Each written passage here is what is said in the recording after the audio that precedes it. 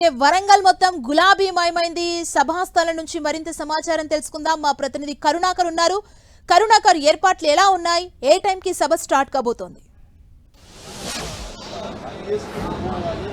సుమా, BRS party 24 ఏళ్ల ప్రస్థానాన్ని పూర్తి చేసుకుని 25వ వసంతంలోకి అడుగు పెడుతున్న వేళ భారీ బహిరంగ సభను ఏర్పాటు చేసింది. హనుమన్కొండ జిల్లా ఎల్కతుర్తిలో ఈ భారీ బహిరంగ సభకు దాదాపు 10 లక్షల మంది వస్తారని చెప్పి బీఆర్ఎస్ పార్టీ అంచనా వేస్తుంది. అందులోనూ ముఖ్యంగా పార్టీ అధినేత కేసీఆర్ చాలా కాలం తర్వాత ఓ బహిరంగ సభలో పాల్గొంటుండడంతో ఆయన ఏం మాట్లాడతారన్న ఉత్కంఠ నెలకొన్న పరిస్థితిని మనం చూస్తున్నాం. మనతో పాటు మాజీ మంత్రి జగదీష్ రెడ్డి గారు ఉన్నారు. సార్, మీరు ముందు నుంచి బీఆర్ఎస్ పార్టీ ఆవిర్భావం నుంచి కేసీఆర్తో ఉన్నారు, పార్టీలో ఉన్నారు.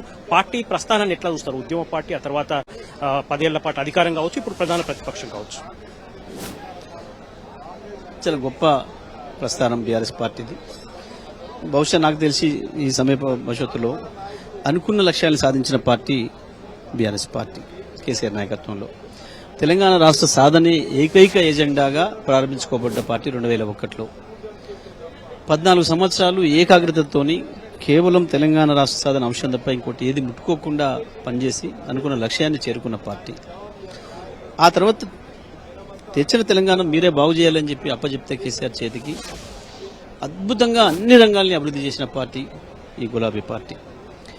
దండగన్న వ్యవసాయాన్ని పండగలాగా మార్చి, రాదన్న కరెంటును తెచ్చి పోదన్న స్థితికి తీసుకుపోయి, నేను రాను బిడ్డో సర్కారు దవాఖాన కన్నకా నుంచి నేను పోను బిడ్డో ప్రైవేట్ దవాఖాన అన్నక అక్కడికి తీసుకొచ్చి, కార్పొరేట్ పాఠశాలలో ధీటుగా అద్భుతంగా ప్రభుత్వ పాఠశాలను ఏర్పాటు చేసి, దళిత గిరిజన మైనారిటీ వెనుకబడిన వర్గాలకు అద్భుతమైన విజయాన్ని అందించి అనేక విజయాలు సాధించిన పార్టీ బీఆర్ఎస్ పార్టీ.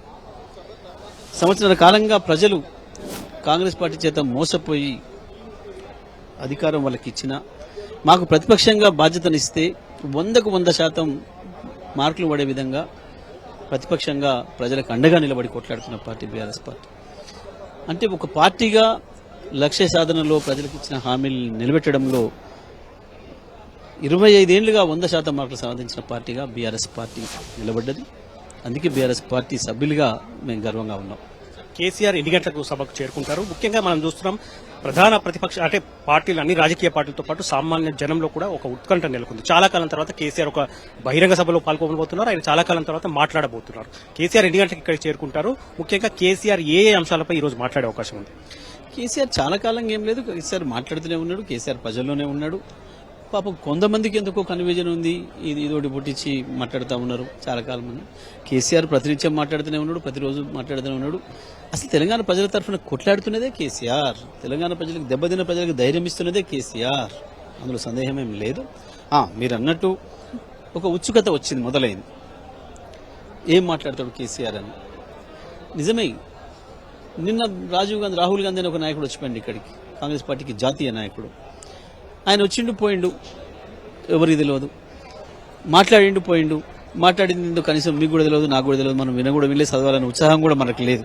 కానీ ఇంకా ప్రారంభమే కానీ కేసీఆర్ సభ గురించి, ఇంకా వారంకైద్దో 10 రోజులకైద్దో తెలియని సభ గురించి కూడా కేసీఆర్ సభకు ఎట్లా వస్తాడు, ఎట్లా మాట్లాడుతాడు అనే ఉత్సాహము ఉత్సుకత మొదలైంది అని అంటేనే దీనికి ఒక ప్రత్యేకత ఉంది. కేసీఆర్ అంటే గది. ఎందుకు వచ్చింది వాస్తవం మీరు అన్నట్లు. కేసీఆర్ ఎందుకు మాట్లాడక కాదు, ఇది బీఆర్ఎస్ పార్టీ తను సొంతంగా ఏర్పాటు చేసుకుంటున్న రజతోత్సవ సభ. 25 సంవత్సరాలకి అడుగు పెడుతున్న సందర్భంగా ఏర్పాటు చేసుకుంటున్న సభ. ఏ పార్టీ అయినా సభలు నిర్వహించుకుంటాయి, కానీ ఆ సభల్ని ఎవడు విమర్శించడం ఇంకో పార్టీ. సభ జరిగిన తర్వాత ఎవరైనా ఏదైనా విమర్శ చేస్తే దాని మీద స్పందిస్తాయి అవతల పార్టీలు.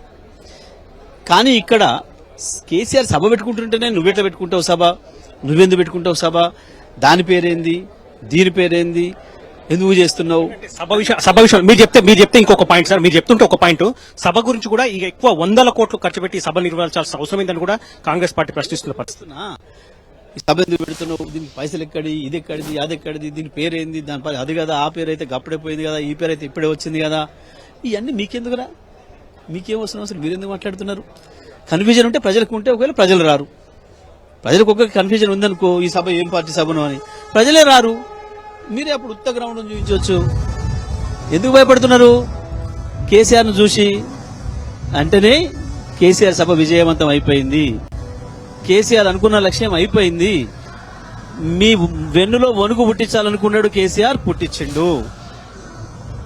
సభ తర్వాత మా అడ్రస్లు ఉంటాయో ఉండవో అన్న భయం, మా పునాదులు కదిలిపోతాయేమో అని కాంగ్రెస్, మాకేదో అవకాశం వస్తుందేమో కేసీఆర్ కాంగ్రెస్ పోతే అని చెప్పి గోతికాటి నక్కలా కూర్చున్న బీజేపీ ఇప్పుడు మొదలైంది కాబట్టే కేసీఆర్ సభ పైన మాట్లాడుతున్నారు.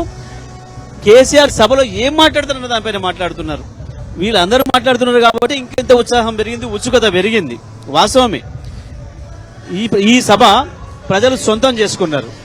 ఈ సభ ప్రజల సభలాగా మారింది. ఇవాళ ఈ సంవత్సరాల కాలంలో ఈ ప్రభుత్వం చేసిన మోసానికి, ద్రోహానికి నిరసనగా ప్రజలు ఇది మా సభ, మేము ఈ ప్రభుత్వానికి నిరసన తెలియజేయడానికి అక్కడికి వస్తున్నాం అన్న పద్ధతిలో వస్తున్నారు ప్రజలందరూ కూడా. కాబట్టి అట్లాంటి వచ్చే ప్రజలకి కేసీఆర్ ఏం సందేశం ఇస్తాడో అన్న ఆ భయం వాళ్ళలో ఉంది. పరిశీలకుల్లో ఏం మాట్లాడుతున్న ఉత్సాహం, ఉత్సుక ఉంది.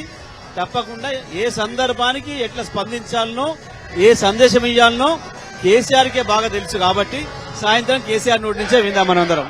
Thank you very much. ఇది జగదీష్ రెడ్డి గారు చెప్తున్నారు. మొత్తం మీద బీఆర్ఎస్ ఈ బహిరంగ సభపై రాష్ట్రంలో రాజకీయ వర్గాలతో పాటు సామాన్యుల్లో కొంత ఆసక్తి నెలకొంది. చాలా కాలం తర్వాత బీఆర్ఎస్ అధినేత కేసీఆర్ మాట్లాడబోతున్నారు. ఆయన దాదాపు 5:30 గంటలకు ఎలవర్లి ఫామ్ హౌస్ నుంచి హెలికాప్టర్లో ఇక్కడికి సభ దగ్గరికి చేరుకుంటారు. దాదాపు గంటన్నర పాటు కేసీఆర్ మాట్లాడే అవకాశం కనిపిస్తుంది. కేసీఆర్ ఏ అంశాలను ప్రస్తావిస్తారు? 2001 బీఆర్ఎస్ పార్టీ ఏర్పాటు నుంచి మొదలు పెడితే తెలంగాణ రాష్ట్ర సాధన, 10 ఏళ్ల పాటు అధికారం, ఆ తర్వాత ప్రతిపక్షం, ఇప్పుడు కాంగ్రెస్ పార్టీ వైఫల్యాలు, ప్రజా వ్యతిరేక విధానాలు, ఇటువంటి అంశాలన్నీ కూడా కేసీఆర్ టచ్ చేయబోతున్నారు. కాబట్టి కేసీఆర్ యొక్క ప్రసంగం పైనే రాష్ట్ర వ్యాప్తంగా రాజకీయ వర్గాల్లో సామాన్యుల్లో ఉత్కంఠ నెలకొన్న పరిస్థితిని చూస్తున్నాం. సుమా, థ్యాంక్ యూ కరుణాకర్.